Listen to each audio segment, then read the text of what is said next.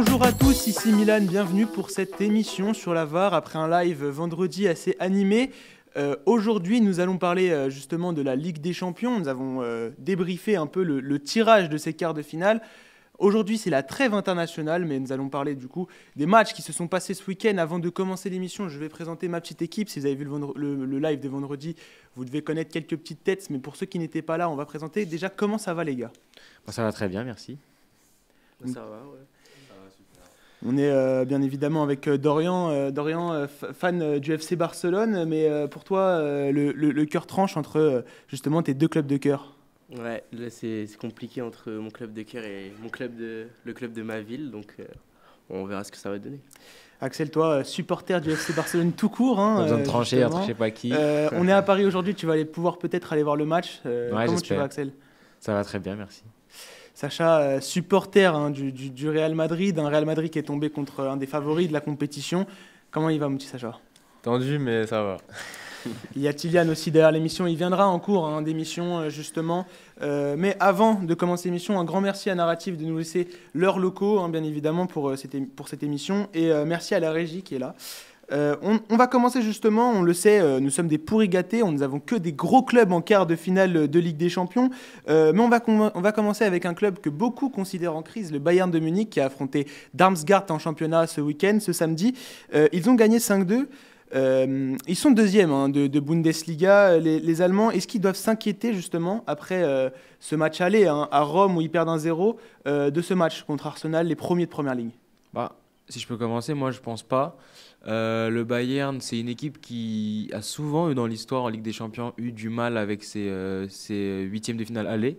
On l'a vu contre Salzbourg, il me semble, déjà l'année dernière. Et au retour, c'était 3-0, c'est plié, il n'y a pas eu de suspense. Là, ils enchaînent après avec un 8-1, il me semble, en Bundesliga. Après, avec un 5-2 contre Darmstadt. Équipe en crise, c'est pas le terme. Après, oui, elle est vraiment moins forte que les autres années, surtout quand on voit l'épopée du Bayern Leverkusen. Mais non, je pense qu'ils ont une carte à jouer en Ligue des Champions contre Arsenal, simplement. Il n'y a pas de favori, il n'y a pas d'outsider dans ce match. Moi, je suis totalement d'accord. C'est surtout que je pense qu'Arsenal a plus peur du Bayern parce que le Bayern, c'est la seule équipe qui a plus que la Ligue des Champions à gagner. Parmi les équipes encore en lice, c'est la seule équipe qui a plus que ça à jouer puisque la Bundesliga, on va pas dire que c'est mort.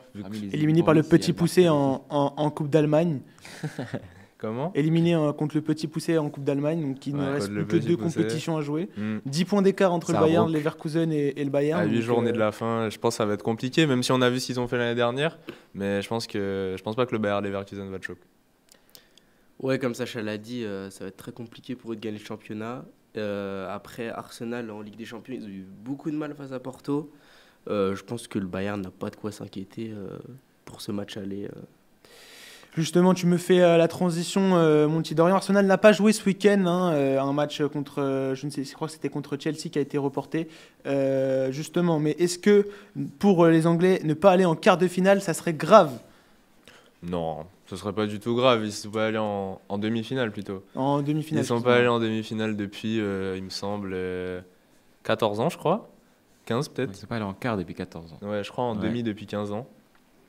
Non, ce serait pas un drame. Et puis bon, comme j'ai dit, le Bayern, je pense qu'ils doivent un petit peu être effrayés, parce que c'est logique. Non, ce serait pas un drame. Non, je le suis parce que je pense pas que ce serait vraiment un drame, sachant que l'année dernière ils étaient en Europa League. Là, ils ont eu beaucoup de mal à se qualifier en quart de finale contre Porto. Et ils ont d'autres choses à jouer, tout simplement. Arsenal, il y a la première ligue où ils sont premiers. À mon avis, avec Liverpool à 64 points. La Ligue des Champions, c'est pas leur objectif, parce qu'en plus, c'est après le Bayern. Supposons qu'ils sortent le Bayern, derrière c'est City ou Real Madrid. Donc, je pense pas que ce soit un objet. Bien sûr qu'ils l'ont en tête et qu'ils espèrent. Quand on est en quart de finale Ligue des Champions, tout le monde espère le Graal, mais je pense pas que ce soit l'objectif principal. Et de toute façon, s'ils sortent là, ce sera pas terrible pour eux. Ouais, je pense que Arsenal. Pardon. Arsenal doit se concentrer sur la première ligue et délaisser un peu la Ligue des Champions. Enfin, pas délaisser, mais ça doit pas être leur objectif principal, comme l'a dit Axel, parce que l'équipe est assez jeune, je trouve encore, et il manque d'expérience pour aller chercher la Ligue des Champions. Justement, tu l'as dit, mon petit Axel, nous sommes du côté du tableau où il y a le Real Madrid et Manchester City. On va passer à City qui a battu Newcastle ce week-end en FA Cup à domicile, 2-0, doublé d'un Portugais, Bernardo Silva. Est-ce que Manchester City peuvent-ils être confiants, éliminer l'autre favori de la compétition? Sacha, toi qui es supporter du Real Madrid, on le sait, on en parlait justement hors émission, tu as une petite crainte vis-à-vis de ce match. Est-ce que Manchester City, c'est l'ogre de l'année dernière? Moi, je pense que oui, ou en tout cas que Manchester City en est pas loin. L'année dernière déjà, en première ligue, pardon, à cette période de l'année, ils avaient, je crois, un truc genre 10 points de retard sur Arsenal. Donc on peut pas se baser sur le fait qu'ils soient un peu plus derrière, enfin qu'ils soient troisième là, même si c'est à un point. Euh, Pardon. Manchester City, bah, ils ont gagné 2-0 Newcastle. J'allais dire un truc, mais j'ai oublié. Je laisse tourner. Non, mais je pense pas que ce soit le même, pour répondre à ta question, l'ogre de l'année dernière. Après, ça reste une grosse équipe et qui favorise largement pour aller chercher ce titre et qui doit même, j'imagine, dans les bureaux de Manchester, ça se dit qu'il faut aller chercher ce titre pour faire le back-to-back. Je pense qu'en championnat, ouais, ils sont moins largués que l'année dernière, mais on sent à Manchester City moins dominant que l'année dernière, je pense quand même. Après, pour revenir un peu au match Ligue des Champions, le Real peut clairement aller chercher cette équipe de Manchester City. Je pense que dans les 7 équipes restantes, c'est l'une des seules qui peut aller chercher Manchester City en Ligue des Champions. Donc voilà, Sur 2 matchs. Sur 2 matchs. Enfin, sur 2 matchs, c'est compliqué. Ça aurait été plus sur un match. Mais après, je pense que le Real peut faire quelque chose. Il y a le football, en plus, la Ligue des Champions, c'est rempli de détails. Si le Real arrive à gérer ces détails-là, on ne sait pas ce qui peut se passer. Mais en tout cas, ouais, City, c'est contre le Real friable. C'est possible d'une élimination. Je pense que Manchester City a les capacités d'aller chercher le Real Madrid. Surtout, le Real Madrid, ça reste le Real Madrid. On le sait en Ligue des Champions, même s'ils sont jamais dans les favoris, ils arrivent toujours à s'en sortir. Après, par rapport au parcours du Real contre Leipzig, c'était compliqué. Après, le championnat, ça va quand même assez bien. Mais je pense que Manchester City part favori parce qu'ils l'ont gagné l'année dernière tout simplement. Et quand on regarde aussi leur confrontation en demi-finale l'année dernière, ils ont réussi à leur mettre 4-0. Non, c'était 4-0, ouais.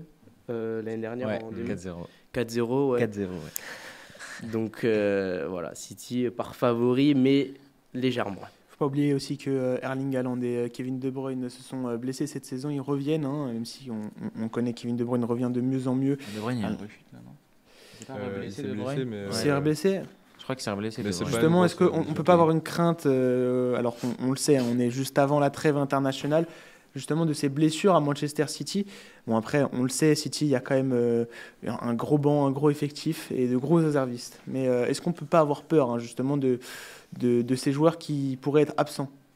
Je pense qu'aujourd'hui, toutes les équipes ont peur de cette trêve internationale parce que c'est la pire chose pour les clubs, c'est-à-dire que c'est des matchs en plus, ils sont même pas si importants que ça. J'ai vu que c'était des préliminaires de Coupe du Monde, même pas les qualifications, des préliminaires.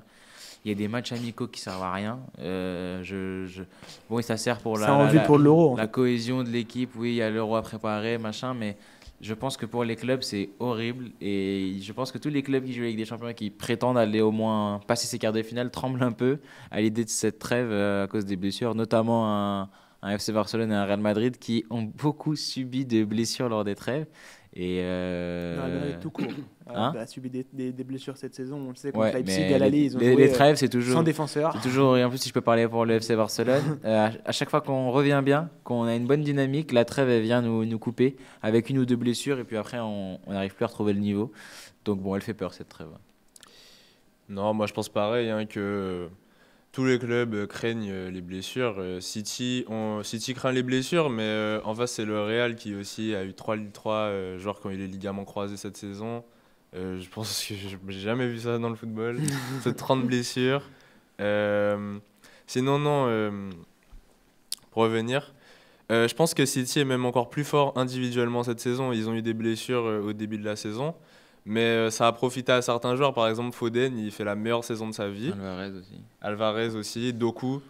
Et je pense que City est tout aussi bon tactiquement et individuellement encore meilleur en fait. Pour revenir, je pense que tous les clubs craignent les blessures, c'est pas que Manchester City. Et je dirais même que Manchester City a une meilleure profondeur de banc que le Real Madrid. Donc s'il y a des blessures, ça serait plus à craindre du côté du Real. Justement, le Real Madrid, ils ont gagné contre Osasuna samedi à l'extérieur. Après 2 matchs compliqués face au RB Leipzig. Mon petit Sacha, je vais te parler à toi vu que tu as sûrement regardé le match. Est-ce que les premiers de Liga peuvent avoir peur de Manchester City? Tu l'as dit, c'est quand même un gros club. Mais est-ce qu'il y a quand même une confiance aussi au Real Madrid? Il y a quand même de gros joueurs, mais un Jude Bellingham en forme, c'est quand même City en face. C'est vrai qu'il y a une bonne forme qui est quand même rassurante. Avant-hier, je crois. Dimanche, samedi plutôt. On a battu 4-2 Osasuna. Vinicius a mis un doublé avec des très belles actions individuelles. Vigo 4-0 juste avant aussi. Vigo 4-0 juste avant et pareil. Valverde a fait 3 passes décisives. Donc oui, et pourtant Bellingham, ces derniers temps, il n'est pas trop là. Avant City, il aura joué 3 matchs en 2 mois, je crois. Avant City, il aura joué 3 matchs en 2 mois. Là, oui, des performances rassurantes. Bon, il y a eu Leipzig, mais je pense que, surtout par rapport au match retour, c'était un peu l'intention d'Ancelotti de ne pas trop jouer. Et puisqu'il a mis un seul attaquant, et puis c'est Vinicius. Donc oui, performance rassurante à Osasuna. Et qui donne de l'espoir. Et c'est ce qu'on demandait aux joueurs, puisque, évidemment, on aurait été encore plus pessimiste si on avait eu un mauvais résultat à El Sadar. Mais justement, contrairement à City, est-ce que le fait de ne plus pouvoir aussi un peu délaisser le championnat, ils ont quand même beaucoup d'avance en championnat, est-ce que c'est pas une chance pour les Madrilènes? Alors oui, c'est une chance parce que, par exemple, il y a eu des saisons comme la saison dernière, par exemple, où on a peut-être dû pas délaisser la Liga, mais un petit peu, quand même. Mais même, donc oui, c'est une chance, mais malgré tout, on affrontera Bilbao à domicile le 31 mars. Entre les 2 matchs contre City, on affrontera Majorque. Et puis après, ce sera le Classico. Et malgré tout, je pense pas que dans ces matchs, l'effectif tournera vraiment. Peut-être Majorque un petit peu, mais vraiment un petit peu, parce qu'aussi, on le sait qu'Ancelotti, c'est pas son truc de trop faire tourner l'effectif. Donc oui, une chance, mais je pense pas que ce soit je pense pas que ça changera beaucoup de choses. En plus, l'avantage du Real Madrid, là, justement, si on compare au championnat, c'est que City, ils vont jouer les matchs du championnat pour les gagner et espérer gagner le titre. Le Real, avec leur avance, ils jouent les matchs du championnat pour se tester et pour s'entraîner avant Manchester City. Et ça, c'est là le gros avantage du Real aujourd'hui, parce que City n'a pas la possibilité de faire ces matchs-là. Par contre, City, l'année dernière, c'était pareil. Ils étaient en lice pour la Ligue des Champions. Pour le championnat, ils avaient beaucoup de points de retard sur Arsenal. Ils ont réussi à remonter et à gérer les deux compétitions. Après, est-ce que c'est le même City que l'année dernière? Est-ce qu'ils seront capables de le refaire? Est-ce qu'ils vont le refaire aisément? Il y a plusieurs questions qui se posent, mais je pense que là-dessus, le Real a vraiment une grosse carte à jouer, et notamment grâce à ça. Mais après, je laisse la parole après, mais pour rebondir et pour valider aussi ce qu'a dit Dorian tout à l'heure, City a une profondeur de banc, a la meilleure profondeur de banc d'Europe depuis des années. Et donc, eux, ils peuvent toujours un petit peu faire tourner et ils auront toujours une équipe, une des meilleures équipes au monde. Ouais, mais je pense que même avec une bonne profondeur de banc, c'est pas facile de jouer la première ligue aussi serrée avec Arsenal et Liverpool qui ne doivent pas perdre des points non plus. Ceux qui sont tous les deux dans un contexte important. Arsenal, ils veulent gagner leur première ligue depuis un moment, sachant qu'ils n'ont pas réussi à l'avoir l'année dernière alors que c'était tout tracé. Liverpool, ils veulent gagner leur première ligue avant que Klopp parte. Donc à mon avis, ils vont rien faire pour lâcher des points. Et même si tu as une bonne profondeur de banc, jouer la première ligue et la Ligue des Champions contre le Real Madrid en quart, parce que là, on parle juste du match Real City, mais derrière, il y a le Bayern ou Arsenal. Donc, il faut aussi gérer ça si City passe. Donc, je pense que même avec la meilleure profondeur de banc, ça reste quelque chose de difficile. Et dans tous les cas, le Real a un avantage. Parce qu'en plus, il me semble que le Real n'a pas trop de matchs que ça entre les matchs de Ligue des Champions avant et entre les 2 matchs contre City. Il y en a un. Ouais, donc un seul. Mais pareil pour City. Non, là, avant, ils en ont encore 3 à jouer, City. Ah, ok, je pensais que tu Le disais Real, entre les entre, deux matchs. ouais. entre Manchester, Avant la et double entre. confrontation contre Manchester City, ils affronteront que Mallorca. C'est juste aussi se Puis concentrer Mallorca, sur il le y a toujours un Classico. match. Et avant City. Ça va jouer contre qui? Alors que Avant moi, l'aller. Oui. Manchester Avant City l'aller, affronteront Luton, mais avant, ils affronteront Brighton. Crystal Palace et Ah, ouais, Arsenal et Aston Villa. Ah c'est ouais, quand même ok. des, Ouais. des bons clubs de première ligue. On a 10 jours de repos. Bah, et Ouais. La Barça première aussi, ligue, c'est quand même pour ça. un gros championnat. Dorian, justement, est-ce que tu as quelque chose à rajouter vis-à-vis de Par rapport à ce qu'ils ont dit, c'était quoi la question déjà de base que tu avais posée? Est-ce que Real Madrid sont en confiance justement contre City ou faut-il avoir peur de City? Bah, comme je l'ai dit, le Real, ça reste le Real en Ligue des Champions. Donc voilà, après, forcément, comme je dis tout à l'heure, City est favori. Donc toujours une crainte. Après, ils peuvent le faire. Donc voilà, Vinicius est en forme, Bellingham en forme aussi. Donc s'ils ont tout le monde, je vois pas ce qui les empêcherait de gagner. On a parlé d'une première partie de tableau, on va parler de la deuxième partie de tableau, on a parlé du Bayern et du Real Madrid, justement, on va parler de leurs rivaux, l'Atlético et le Borussia Dortmund, hein, qui s'affrontent justement de l'autre côté du tableau, côté Paris Saint-Germain et Barcelone. Le Borussia qui a gagné contre Francfort dimanche, bien qu'il soit 4e de Bundesliga après une saison où ils ont perdu le titre à la dernière journée face au Bayern de Munich. Kylian, tu peux venir sur le plateau à la place de Sacha, on fait un petit changement. Merci Sacha.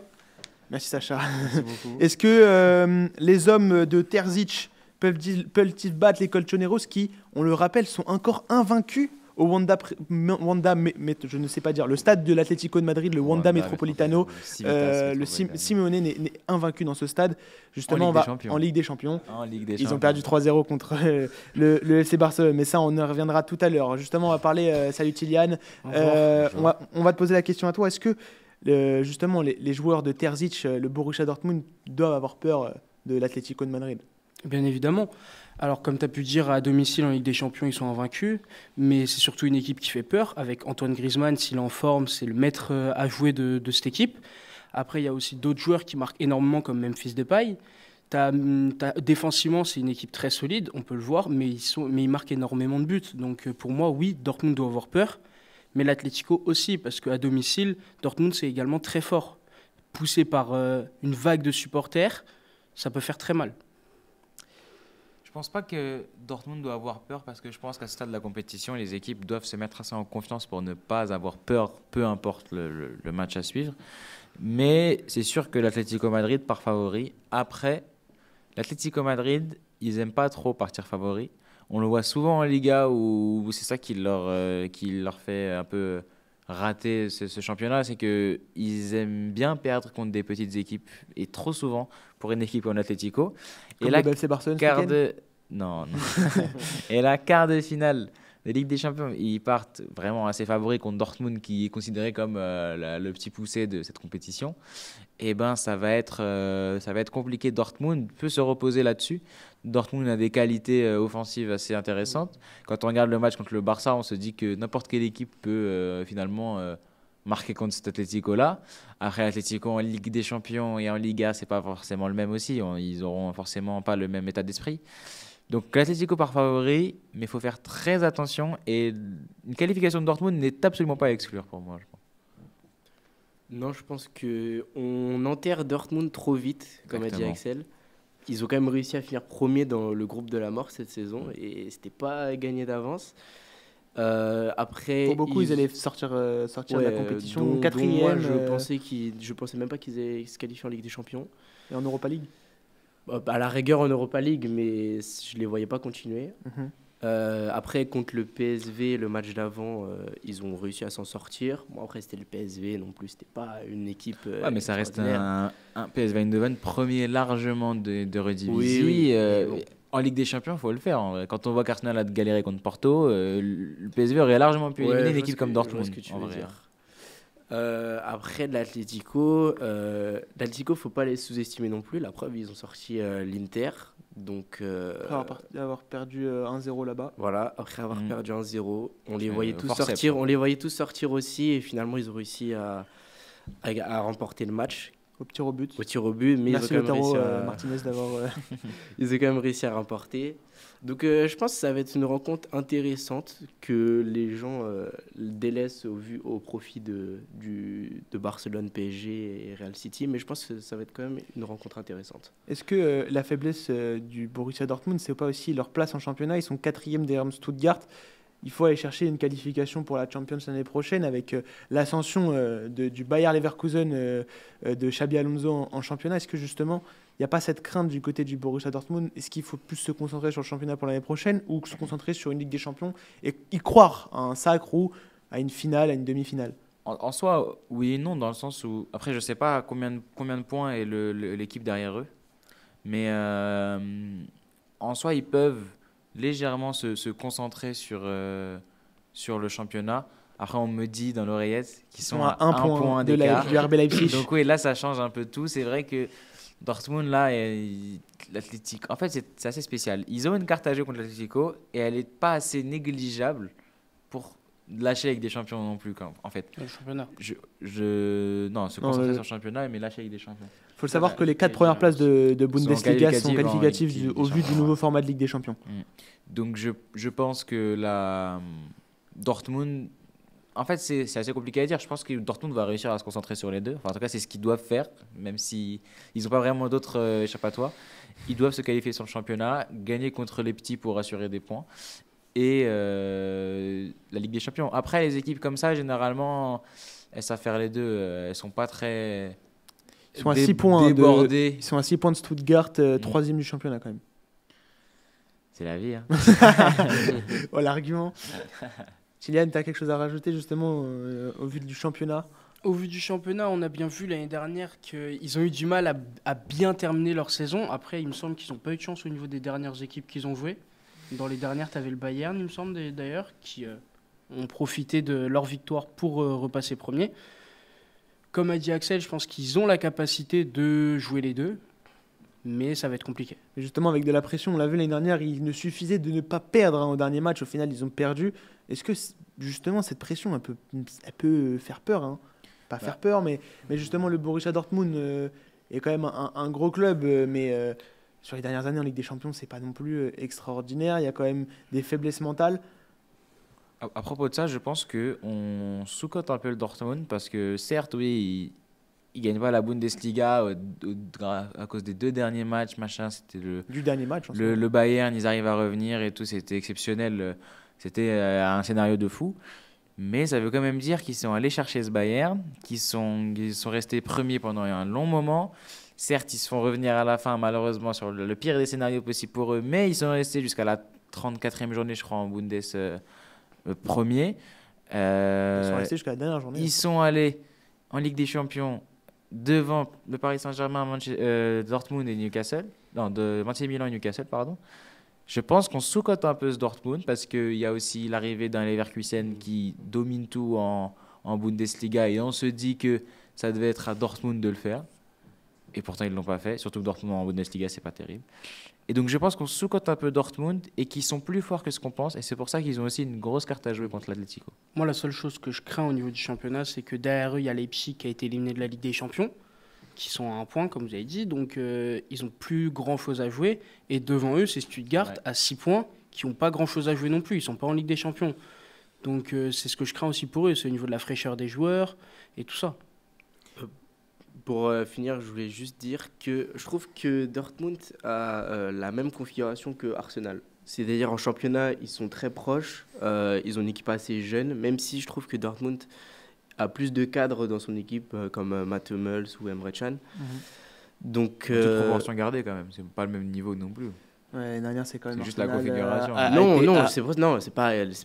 Les équipes, je les rapproche parce que je trouve qu'elles sont dans des configurations similaires.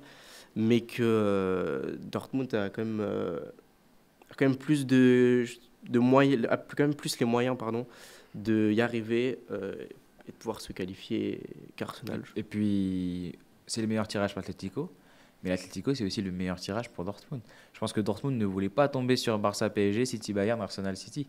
Je pense qu'il faut que ce soit dans les deux sens aussi. Est-ce que Dortmund voulait tomber justement en Ligue des Champions contre quelqu'un cette saison? Bien sûr, un quart de finale, tout le monde a envie d'aller en quart de finale de Oui, Ligue des non, mais Champions. ce que je Encore veux plus dire par là, une c'est équipe qu'il contre n'y a Dortmund. pas de petites équipes. Il n'y a pas de cette petites année, on a équipes, cette chance. mais il y a pas de petites équipes, mais c'est la meilleure équipe sur laquelle ils pouvaient tomber en soi, dans le sens où c'est la plus petite de toutes les autres selon moi.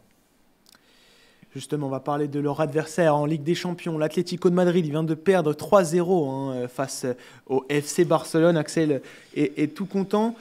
Est-ce qu'il faut être inquiet suite à cette défaite? On le sait, même si l'Atlético en championnat, ça n'a jamais été si flamboyant que ça, mis à part quand il gagne la Liga avec Luis Suarez. Mais en Ligue des Champions, il y a toujours cette petite chose que l'Atlético arrive à avoir chaque saison. On se rappelle, face à Liverpool, le cholismo n'est pas mort. Mais est-ce que justement, cet Atlético de Madrid, ils doivent être inquiets avant ces quarts de finale contre Dortmund? Parce que justement, là, ils partent favoris. Comme j'ai dit, il n'y a pas de raison d'être inquiet. Ils doivent même arriver un peu avec un état d'esprit d'empereur, de vainqueur. Tous les clubs de Ligue des Champions doivent être... Ouais, mais là, ils sont favoris. Ça veut dire qu'ils doivent se dire, et puis contre la plus petite équipe des 8, donc ils doivent se dire, ok, on doit arriver, ça doit être une formalité, on doit le faire. Alors, je ne dis pas que ça va être facile, mais c'est comme ça qu'ils doivent penser. Après, en Liga et en Ligue des Champions, c'est jamais le même Atlético. C'est jamais le même. En Liga, ils ont un peu plus de mal parce que les équipes les connaissent. En Ligue des Champions, à part les clubs espagnols, personne ne connaît bien l'Atlético. Et on le voit chaque année, les gens choqués de l'Atlético, que ce soit le harcèlement défensif ou parfois simplement du beau jeu. Et quand on supporte un club de Liga, ça fait un peu marrer parce que nous, on se les tape toute l'année Atlético. Et donc, on a l'habitude de voir ça. Et l'Atlético, en plus, l'Atlético, Ligue des Champions et Liga, c'est pas vraiment le même. Là, ils se prennent 3-0. Il y a aussi le fait que Simeone a essayé de faire tourner. Il y a aussi, je pense aussi qu'ils se sont vus un peu trop beaux suite à l'élimination contre l'Inter. Un peu de fatigue aussi, je pense. Sûrement aussi un peu de fatigue. Ils ont joué prolongation, tir au but. Ils ont eu un jour de repos en moins. Mais il y a plein de facteurs. Après, je pense que c'est pas pour autant qu'on doit dévaluer leur défaite. Ils ont perdu aussi parce que ils ont quelques lacunes. Et je pense que justement, en voyant ça, Dortmund doit bien être content parce que c'est possible en soi. Le Barça n'est pas non plus Manchester City ou le Real Madrid, donc c'est possible.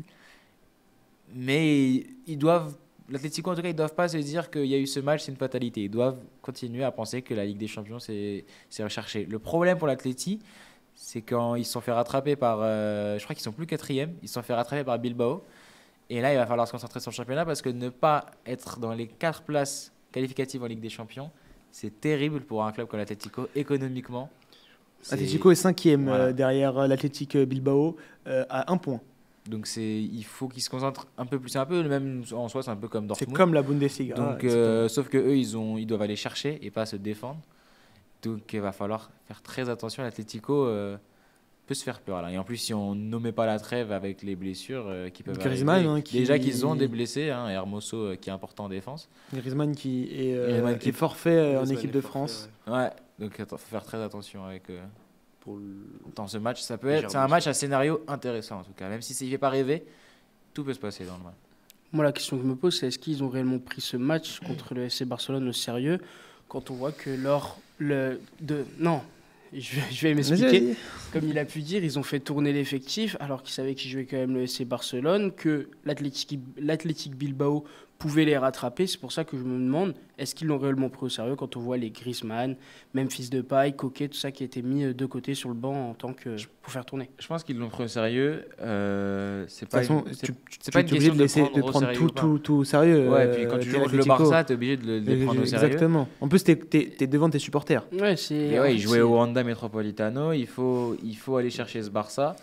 Et en plus, il les a fait rentrer, les Depay, Griezmann. Je dis pas le contraire. C'est juste que ne pas les mettre titulaires, c'était peut-être un peu compliqué contre un FC Barcelone qui sortait d'un très bon match contre Naples. Ouais. Et tu sais que c'est quand ils ont fait rentrer Depay et Griezmann que le Barça s'est lâché. Et qu'ils ont commencé à dominer même plus la rencontre. Alors, il y a peut-être une question de...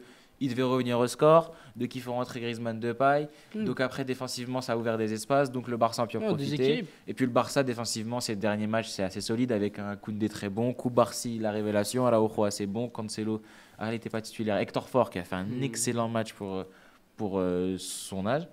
Donc je pense pas qu'il n'est pas pris au sérieux. Il y a d'autres facteurs qui expliquent leur défaite et cette humiliation en soi. Mais c'est pas non plus, comme je disais, la fatalité. C'est-à-dire qu'ils doivent pas prendre ce match pour se dire, ok, on a ce niveau. Non, ils ont pas ce niveau. Ils sont meilleurs, juste il y a des facteurs qui expliquent que.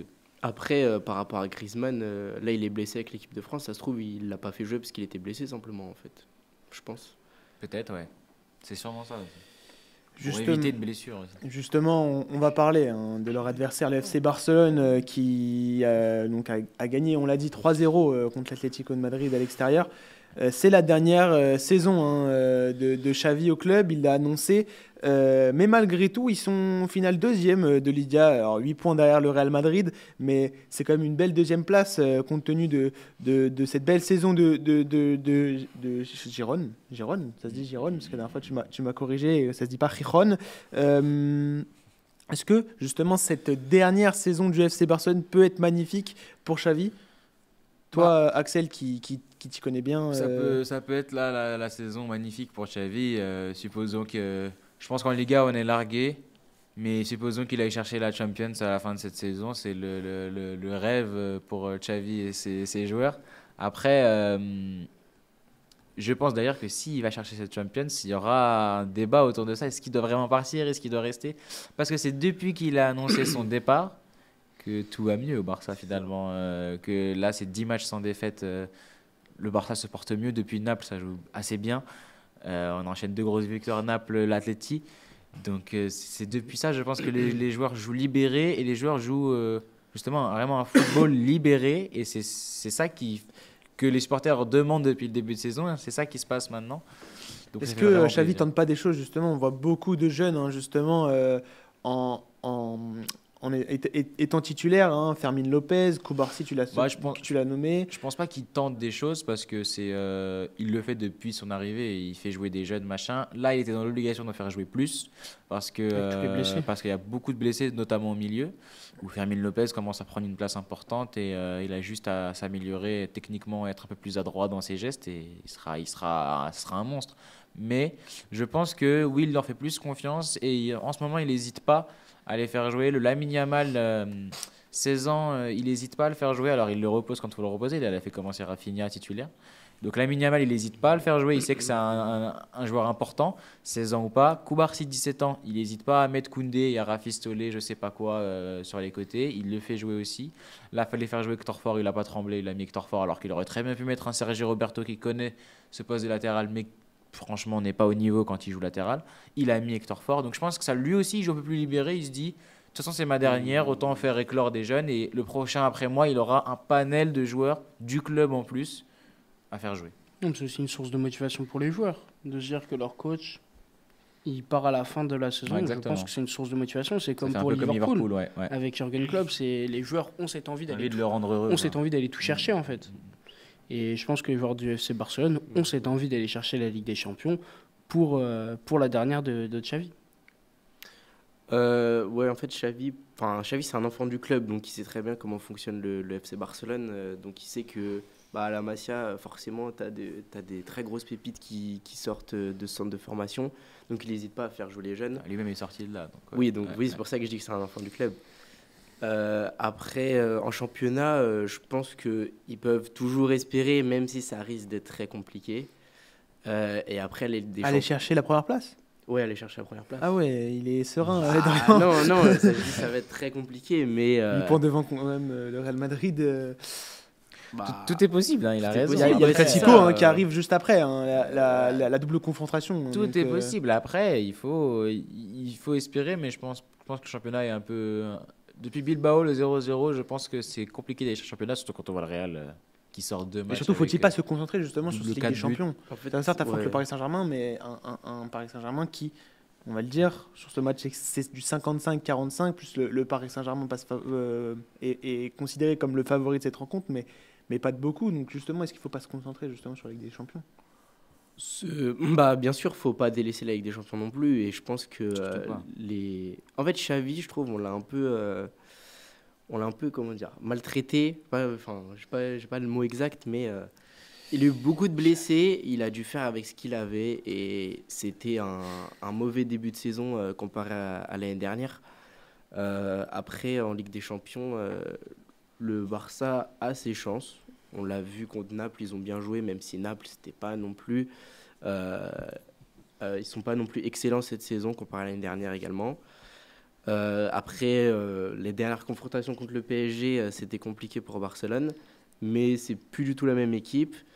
Et après, les joueurs en ce moment sont surmotivés pour aller gagner des matchs. Justement, dans une confrontation, il y a deux équipes. Le Paris Saint-Germain a affronté Montpellier aussi en même temps, à peu près, un quart d'heure d'écart entre les deux matchs. Dimanche, victoire 6-2 à l'extérieur. C'est un peu un combat à distance entre Lewandowski, le buteur du club qui a fini justement MVP du match, et le Kylian Mbappé qui a marqué un triplé justement. Est-ce que le Paris Saint-Germain se met en confiance? On voit les deux clubs se mettent en confiance, mais cette victoire contre Montpellier, elle fait du bien juste avant la trêve. Oui, elle fait du bien, clairement. Surtout qu'on sort de 2 ou 3 matchs nuls. 3 matchs nuls Ouais, en 3 Ligue 1. matchs nuls en Ligue 1. Après une victoire contre Nice en Ouais, Coupe de France. Donc oui, elle fait du bien. En plus, on voit des joueurs qui montrent de superbes choses comme Vitinha depuis le début de la saison. Mais là, il m'impressionne de plus en plus. C'est le meilleur buteur à l'extérieur de la surface des 5 grands championnats, si je ne me trompe pas. On a Le enfin... Paris Saint-Germain est le club qui marque le plus à l'extérieur de la surface. C'est 14 buts cette saison. Mais on a enfin un milieu de terrain qui ose frapper de loin. Donc déjà, ça aide quand on ne trouve pas la solution pour rentrer dans la surface de pouvoir tirer de loin. Mbappé, je pense que de sortir à la mi-temps contre Monaco, ça lui a mis un petit coup, petit déclic. Coup à l'ego. Aussi, Et là, qui a parlé aussi. Depuis, on le voit contre Nice, contre la Real Sociedad et là contre Montpellier. Il sort de superbes matchs. Pas que au niveau des stats, au niveau du jeu. Il lâche le ballon quand il faut le lâcher. C'est ce qu'on lui demandait énormément. Donc ça fait plaisir de voir ça. Après, de voir aussi des joueurs comme Kolo Muani sortir une prestation meilleure que d'habitude. Honorable, on va dire. Voilà. 2 passes D pour Kolo Muani, même s'il rate quand même 1 ou 2 belles actions quand même. Voir Lee Kang-in marquer un superbe but. Nuno Mendes qui revient de sa blessure, mais d'une superbe manière. Beraldo Beraldo qui est bien. Qui tient la baraque en défense. Franchement, il m'impressionne. Ça fait du bien de voir ça. Maintenant, on va voir, parce que le Barça, avant le match, ils ont un seul match. C'est contre Las Palmas, si je ne me trompe pas. Ouais. Là, le PSG, ils ont la trêve. Ils enchaînent le Classico. Classico. Ils enchaînent 3 matchs. Classico, Rennes et Clermont. Mm-hmm. Ça va être compliqué, sachant qu'on connaît par le passé les histoires de blessures du PSG. Cette saison, c'est pas trop ça. Cette saison, ça va, mais il y a Lucas Hernandez, il a des pépins physiques, là, il me semble. Exactement. Et Dembélé a mal à l'oreille. Voilà, il a un problème au tympan. Donc, et Marquinhos, non? Ouais, Marquinhos, il est encore blessé. Il y a Skriniar, il y a Kimpembe. Asensio, Kimpembe, et c'est tout, il me semble. Alors, c'est les Skriniar et Kimpembe, c'est en défense. C'est blessé de longue date. Donc ouais, mais Skriniar, à ce qui paraît, il va revenir plus tôt que prévu. Okay, Quand, je sais pas, mais plus tôt. Donc ça fait plaisir de voir ce PSG bien revenir. Maintenant, on va voir, et on va voir quel compo va être aligné contre le Barça, parce qu'il y a énormément de joueurs qui performent. Et qui va être aligné, ça va être la question. Et j'ai hâte de voir la bataille du est-ce qu'il y aura peut-être ce retour? On a pu voir Ousmane Dembélé face à la Real Sociedad dans un rôle un peu hybride au milieu de terrain. En faux neuf, c'était intéressant, je trouve. Ça mettait plus d'espace sur les côtés pour Barcola et Kylian Mbappé. Et en plus, Dembélé, avec sa technique, il arrivait parfaitement à créer le jeu, percer les lignes. Donc ça peut être intéressant. Et moi, j'ai hâte de voir aussi la bataille au milieu de terrain. Dembélé, dans l'axe, c'est pas mauvais. Je me rappelle d'une saison sous Coman où il faisait jouer une sorte de 3-5-2 avec Messi en faux neuf. Et Dembélé, c'était le buteur un peu mobile qui désaxait, il allait à gauche, à droite, dans l'axe, il prenait la vitesse. Et c'était un Messi qui envoyait Dembélé, en fait. Et c'était franchement, c'est une des meilleures saisons de Dembélé à Barcelone. Il en a eu beaucoup. Et donc non, Dembélé dans l'axe. Après, Dembélé un peu plus reculé. Ça a bien marché contre la Sociedad. Il faut voir s'il essaye de continuer ce poste. Il va peut-être essayer de surprendre aussi l'FC Barcelone. Dembélé, peut-être. Mais voilà. Mais par contre, je pense qu'il faut tirer un enseignement important du PSG. Je ne pense pas que le PSG doit voir ça comme une grosse victoire, mais surtout se rappeler aussi qu'il menait 2-0 et qu'il se fait revenir à 2-2 contre Montpellier. De grosses boulettes de Danilo Pereira. C'est la première fois cette saison. C'est ce que j'allais dire justement, c'est que le PSG, ils ont cette incapacité à gérer les temps faibles. Dès qu'ils sont en temps faible, quand Montpellier arrive à revenir à 2-2 Montpellier, en Ligue des Champions, ça peut faire très mal. Alors, moi je connais le Barça, je sais pas si oui, mais c'est un... Quand tu sais pas gérer ton temps faible, c'est pas une question de Ligue 1, Ligue des Champions, c'est toute la saison. Et ils peuvent faire peur. Après, moi je connais le Barça, je sais que ça m'étonnerait que le Barça, dans pas un grand jour, n'arrive ils n'arriveront pas à gérer ce temps faible du PSG, Et- mais il faut faire quand même très attention, se faire revenir comme ça. Et je sais aussi que le PSG derrière, ça laisse beaucoup d'espace, et le Barça, ils aiment beaucoup. Le Napoli, ils ont laissé beaucoup d'espace, ils ont pris en 2 minutes, ils ont pris 2 buts. Donc il faut faire très attention, je pense, à ça pour le PSG. Et encore, le PSG, ils peuvent remercier Donnarumma pour tous les temps faibles. Hein. Il les sauve de nombreuses fois quand même. Bon, même si là il provoque un penalty, bon, c'est un penalty un peu. Pour moi, c'est pas réellement de sa faute. Il va pour aller chercher la balle, il y a la collision. Je l'ai dit, 2 grosses boulettes de Danilo Pereira, même s'il empêche un but, c'est quand même 2 grosses boulettes de. Après, de- Danilo Pereira, pour moi, on peut pas lui tomber dessus. C'est quand même un soldat au PSG. Il dépanne dans les postes où il faut dépanner et il sort souvent des très gros matchs. Bah, cette Mais- saison, enfin, ça fait quelques matchs quand même qui débutent justement. Hein. Marquinhos n'est pas là, Ouais. Kipembe n'est pas là. Nuno Mendes revient, donc J'ai l'impression que Hernandez. Kimpembe, il est jamais là. Ah, il revient il en septembre. il a fait un match contre le FC FC Barcelone, il a pocket Messi. et quasiment fini. un an, je crois qu'il est pas 5 là. ans. On Ça dit qu'il est fait pas là. 1 an et demi et il revient normalement en septembre. Est-ce que Nuno Mendes aussi, ça peut être. Ouais, il Nuno a Mendes, dû ça se peut faire être opérer. aussi un élément déclencheur de ce match. Dorian, justement, tu n'as pas encore parlé du Paris Saint-Germain? Le Paris Saint-Germain, comparé au FC Barcelone, pour moi, a une plus grande profondeur de banc. Ils ont cette capacité à faire tourner. Comme on l'a dit, ça peut être un facteur. Après, comme on l'a dit aussi, le Barça n'a qu'un seul match à jouer et il y aura des retours de blessures comme De Jong et Pedri pour le match aller et match retour. Match aller de Jong, match retour. Ouais, voilà, c'est ça, exactement. Après, Normalement, on n'est pas sûr. Pedri, c'est encore à voir.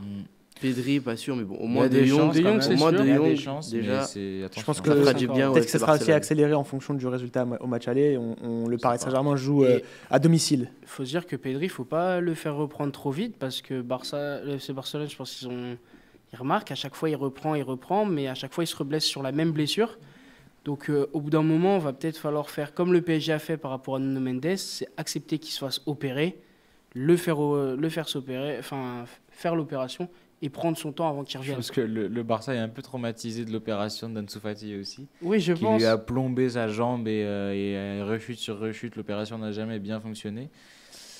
Là, Je il pense est allé que- jouer à Parce qu'il y a Brighton, aussi, le il est fait, pas mauvais, mais c'est pas le Ansu Je Fati pense, qu'on mais quand tu connaissait. vois Pedri, qui depuis ses 70 matchs sur une saison, je sais pas quoi, Ah, c'est ça le problème, mais ils il l'ont n'arrive dit plus à souvent. enchaîner. Xavi l'a souvent dit, le problème, le cas Pedri, il ressort dans tout le monde du football. Il faut pas faire jouer les jeunes autant, ça a été un exemple pour tout le monde. Et c'est ce que Xavi essaye, il préserve légèrement Lamine Yamal dans certains matchs. Il a la chance d'avoir Rafinha et Félix qui peuvent rentrer, qui peuvent commencer titulaire devant Lamine Yamal, c'est ce qu'il essaye de faire. Après, ouais, Pedri, ça fait mal au cœur, mais bon. Mais là, on le voyait, rien le- n'est impossible en soi. Là, on voyait le PSG, il faisait ça avec Nuno, il forçait, alors qu'il avait cette gêne. On l'a vu, on ne l'a pas vu pendant 10 mois sur un terrain de foot, un truc comme ça.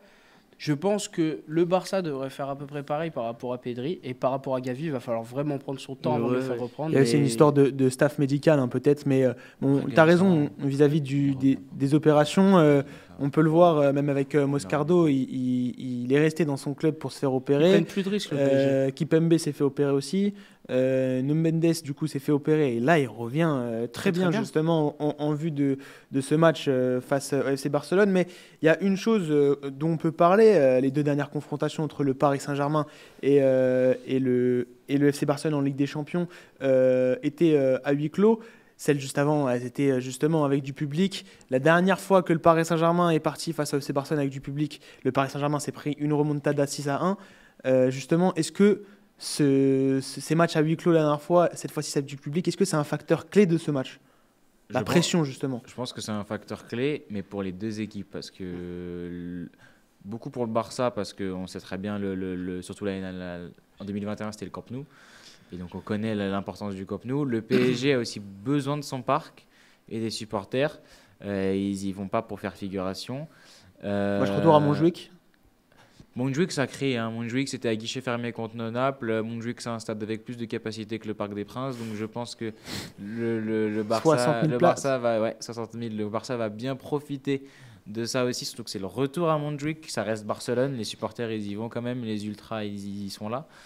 Et non, après, je pense que c'est pas le facteur qui a tout fait en 2021.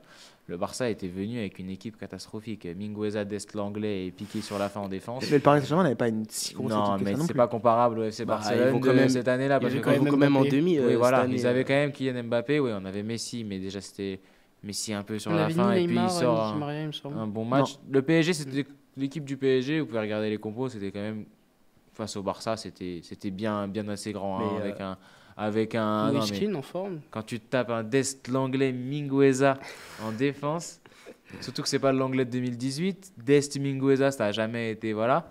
Tu peux rien faire contre Icardi Mbappé. Après, il y que avait c'était pas le Kurzawa et grand Mbappé. Kurzawa Florenzi en latéral. C'était pas un grand PSG, mais c'est pas comparable à ce Barça-là. Comme a après, dit Il n'y Laurent, ça avait fait quand même aucune demi-finale, hein. défense. Quand on regarde le match de Piqué là, qui s'est fait bouffer par Mbappé et que tout le monde aime bien rappeler, ça veut dire après, grand-chose. Ça veut tout dire. après cette année-là, ouais, il me semble que Paris va en demi-finale quand même, donc c'est pas rien. Voilà. Après, En éliminant le Bayern. ouais. Après les matchs à huis clos et la dernière fois le match la remontada, pour moi c'est plus du tout les mêmes équipes aujourd'hui. Ah, bah oui. C'est sûr. Le coach de la remontada, il a changé de camp, donc Il en a parlé il est au en conférence PSG. de presse, Luis Maintenant. Enrique. après, le Barça n'a plus, je trouve, les clés qui peuvent retourner un match comme Messi, etc. Pardon. Comparé à Mbappé, qui individuellement est un joueur, un des seuls joueurs qui peut faire des différences à lui tout seul. Donc voilà, ça va être un match totalement différent de ceux qu'on a déjà vus, je trouve, entre le PSG et le Barça. Il y a un Alors, autre facteur aussi, c'est que là, il n'y a plus autant de temps entre les deux matchs parce que lors de la remontada, certes, ils perdent 4-0 à l'aller, mais après, il y a 3 semaines pour y C'est en croire. huitième, Il y a 3 un semaines mois. pour Ouais, y ouais. croire, pour maintenir, pour se mettre l'idée en tête, alors que là, en une semaine, est-ce que l'idée peut être, imaginons qu'il y a un gros score qui est mis à l'aller, est-ce que l'idée peut être mise en tête par les joueurs ou par les supporters du fait que c'est possible ou pas de faire la remontada? Dernière question justement vis-à-vis de ce match. Pour vous, quel est le facteur principal justement de ce match? On le sait, le Paris Saint-Germain affrontera le Stade Rennais, l'Olympique de Marseille et le Clermont, alors que le FC Barcelone ne joue que contre Las Palmas. Est-ce que justement ce facteur-là est un facteur clé? Est-ce que le Paris Saint-Germain, c'est quelque chose de positif de jouer 3 matchs juste avant, d'arriver en jambes, alors que le FC Barcelone n'aura qu'un match dans les jambes? Ou justement, est-ce qu'on va arriver un peu fatigué du côté du PSG? Si je peux prendre la main, j'ai beaucoup réfléchi à cette question et avec la déclaration de Lewandowski récemment, je pense que c'est plus un facteur pour le FC Barcelone parce que le FC Barcelone a changé sa manière, c'est les mots de Lewandowski, il a changé sa manière de s'entraîner et de préparer les matchs. Et quand on voit les récents matchs, on ne peut que le croire. En fait, c'est vrai que c'est pas du tout le même Barça. Les 20 premières minutes contre Napoli, elles sont affolantes. Quand je regardais le match, je me disais, s'ils arrivent à tenir tout le match, c'est le Barça qu'il nous faut, c'est le grand Barça qu'il nous faut. Je pense pas que le PSG soit une équipe, à part un Kylian Mbappé, mais qui arrive à enchaîner les matchs comme ça, des Marseille, Rennes, Clermont et après Barça. C'est une équipe aussi un peu jeune comme Il le reste sur Barça. 23 matchs sans défaite en Ligue 1, le Paris Saint-Germain. Et après, ils ont des points d'avance. Non, ils mais peuvent c'est se pas, permettre de- c'est Juste pas, qu'on avance sur le c'est deuxième. pas, c'est pas sur le fait de perdre ou gagner des points, c'est le fait d'enchaîner les matchs. Est-ce qu'ils ont les jambes pour? Je sais qu'il y a des joueurs comme Mbappé par exemple qui a clairement les jambes pour, mais Est-ce qu'il y a ça l'effectif? peut être très compliqué, sachant que le Barça a 10 jours de repos. Donc 10 jours pour préparer ce match aux entraînements, 10 jours pour mettre l'intensité qu'il faut et bien préparer le match comme ils ont préparé les matchs contre Naples et l'Atleti. Donc je pense que c'est plus un facteur pour le Barça. Après, si on parle uniquement de la qualification, il n'y a pas un seul facteur qui va tout déterminer, il y en a plusieurs. Avec des champions, ça se joue sur des détails.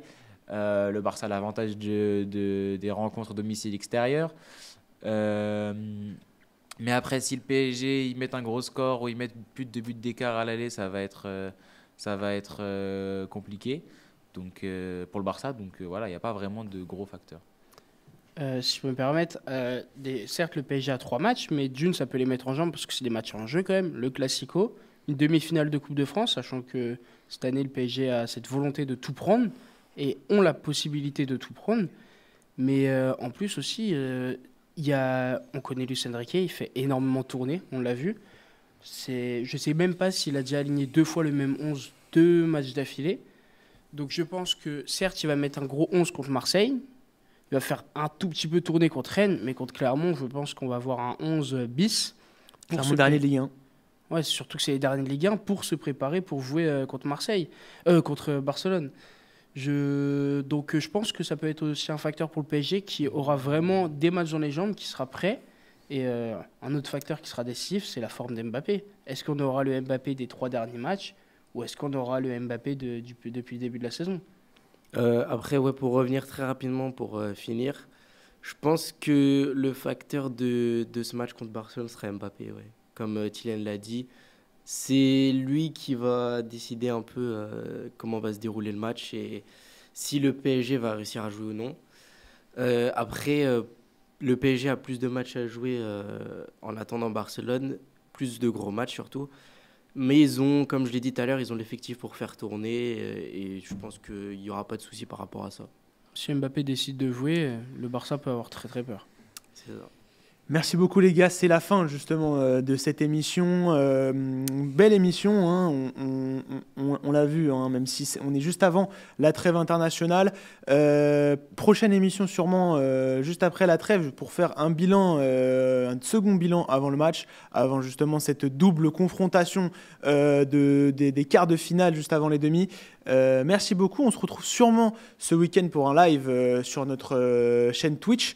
Prochaine fois qu'on fera une émission, on l'annoncera justement sur nos réseaux sociaux. N'hésitez pas à nous suivre justement sur Instagram, bientôt Twitter. On va le créer bientôt, faut qu'on le sorte ce Twitter. Mais merci beaucoup, merci à la régie. C'était la VAR. À la prochaine.